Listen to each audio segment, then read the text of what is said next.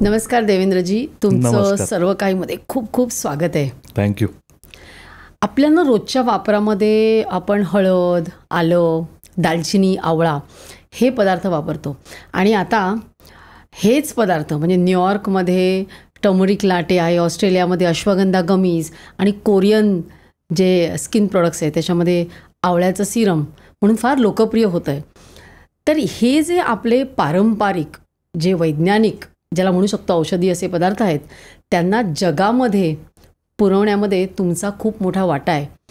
तर कोणकोणत्या ह्या पदार्थांना जागतिक मार्केटमध्ये जास्त मागणी आहे? सो निसर्ग बायोटेक जी आमची एक्स्ट्रॅक्शन कंपनी आहे, जवळपास 25 देशांमध्ये आणि ओव्हर 150 क्लायंट्स असे आम्ही एक्स्ट्रॅक्ट सगळे पुरवतो. आणि आपल्याकडचेच एक्स्ट्रॅक्ट्स हे म्हणजे पूर्वीपासनं आपल्याकडे आयुर्वेदामध्ये लिहिलेलं होतं की या सगळ्याला मेडिसिनल बेनिफिट्स आहेत, हेल्थ बेनिफिट्स आहेत इंटरनली किंवा स्किनसाठी, आणि हे बाहेरच्या लोकांनाही पटत गेलं आणि म्हणून आज त्याची डिमांड खूप जास्त आहे. आणि त्यातल्या मेजर हर्ब्स म्हणजे आवळा आहे, टर्मरिक आहे आणि अश्वगंधा आहे, शतावरी आहे. कोरियामध्ये तुम्ही कुठलाही प्रॉडक्ट कॉस्मेटिक्सचा घ्या त्याच्यामध्ये गोटकुला किंवा आवळा हा वापरलेलाच आहे.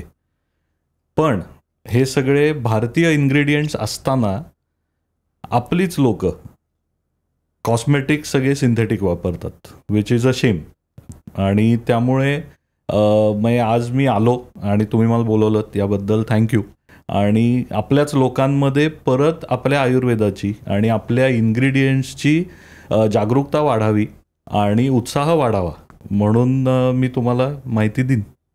मग मला सांगा, आता आपण तर हळद नेहमीच फोडणीला पण टाकतो आणि बऱ्याच ह्याच्यात वापरतो, तर ह्या औषधांचे, हळद आहे, आलं आहे, ह्यांचे कोणकोणते असे गुणधर्म आहेत की ज्यामुळे ते एवढे लोकप्रिय झालेत? सो कसं आहे, आता लोकांचा असा फार मोठा गैरसमज आहे की हळद तर आम्ही रोजच खातो, मग ती औषधात कशाला घ्यायला पाहिजे. तर प्रॉब्लेम असा आहे की आपण हळद जेव्हा फोडणीत घालतो तेव्हा ती अगदी चिमूटभर असते. त्या चिमूटभर हळदीमध्ये ॲक्टिव्ह कंपोनंट सगळे असतात, पण शरीराला त्याचा औषध म्हणून उपयोग व्हायला जी क्वांटिटी गेली पाहिजे ती फोडणीतनं जात नाही. म्हणजे सूज येऊ नये, अँटी इन्फ्लमेटरी. हां, मग आता हळद जी आहे it is a antioxidant, it is an anti inflammatory. त्याचं COX-2 इनिबिशनची ॲक्टिव्हिटी खूप जास्त हाय आहे. पण हळद ही तुम्ही राईट प्रपोर्शनमध्ये जर घेतली नाही तर it acts as food, it doesn't act as a medicine. So आयुर्वेदात म्हणलं आहे की दिवसाला तुम्ही 13 ग्रॅम हळद खाल्ली पाहिजे. म्हणजे जवळपास 3 टीस्पून हळद जर तुम्ही खाल्लीत तरच it starts acting as a medicine. पण 13 ग्रॅम जर हळद तुम्ही खाल्लीत तर दुसरं काही खायची तुम्हाला ॲपेटाईटही राहणार नाही आणि भूकही राहणार नाही. So what we do as an extraction company की 13 ग्रॅम हळदीमध्ये ॲक्टिव्ह कंपोनंट जे आहेत, जिंजिबरिन असतं, लिमोनॉइड्स असतात, टर्मरोन्स असतात, कर्क्युमिनॉइड्स असतात. सो हे सगळे आम्ही एक्स्ट्रॅक्ट करतो आणि वी गिव्ह यू 13 ग्रॅम हळदीमध्ये जेवढा ॲक्टिव्ह कंपोनंट आहे तो आम्ही तुम्हाला 900 मिलीग्रॅम मध्ये देतो. सो दिवसाला 2 कॅप्सूल्स तुम्ही घेतल्या की it is equivalent to eating 13 grams of turmeric.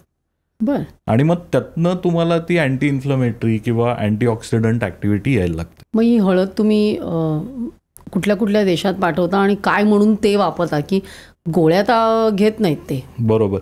So finished प्रॉडक्ट्सही आम्ही करतो बाहेरच्या कस्टमर्ससाठी, पण आम्ही ती पावडर फॉर्ममध्ये पाठवतो, लिक्विड फॉर्ममध्ये वापरतो. म्हणजे one of our biggest clients is one of the biggest cosmetic companies in the world आणि एस्टे लॉडर.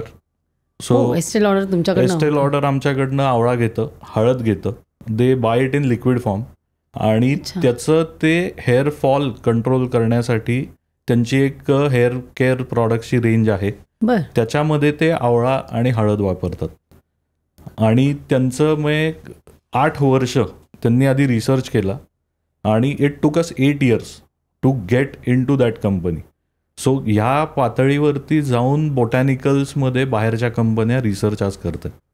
आणि हळद म्हणजे आता गोल्डन मिल्क म्हणून पण दिलं जातं ना? एक्झॅक्टली. सो स्टारबक्सचा टर्मरिक लाटे किंवा गोल्डन लाटे म्हणून एक प्रॉडक्ट आहे, सो त्याच्यामध्येही ते हळद वापरतात in a liquid form as well as in a powder form. पण 700 रुपये देऊन गोल्डन लाटे लोक आपल्याकडे पितील, पण घरी एक चिमूट दुधात घालून रात्री झोपायच्या आधी प्या, जे आयुर्वेदात सांगतात, ते आपल्याकडे करत नाहीत.